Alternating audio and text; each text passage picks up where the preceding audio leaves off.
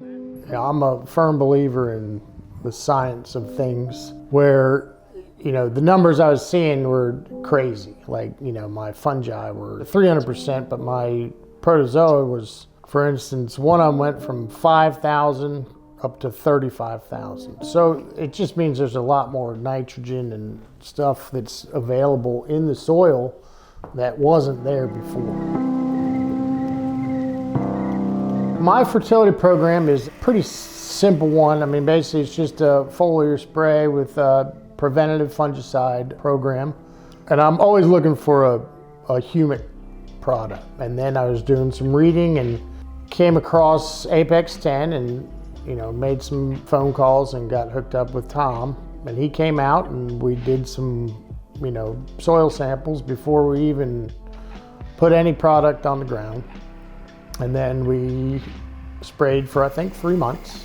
And then Tom came back and we took more soil samples. The old champion greens I had, I went from barely an inch of root mass to 2.5 times after a good 7 months of spraying Apex 10. My average fertilizer application is 15,000 and change for this property, depending upon what I'm getting. My plan is I was going to do a January application with pre-emergent, on the fertilizer, but I'm actually skipping that granular app and just doing the pre-emergent just because I think the fairways they're healthy right now. They're looking good. And with, the Apex 10 in the twice monthly foliar, I think we can, afford to skip the granular app that I was planning for January.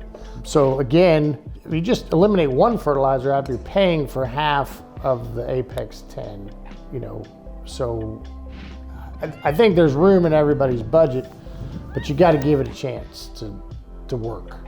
And for me, it's really worked.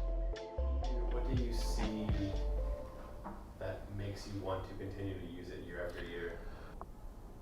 Honestly, I think it's the use of less water, which in Florida is huge, so if I can correlate my water reduction from what I am seeing on greens to what I'm hopefully going to see in tees and fairways, if I can save 30% in water usage, it's a win for everybody all over, environmental, economical, you name it. And then just the root structure, of what I'm seeing from just, sprigging greens. The last set of greens was sprigged in late September.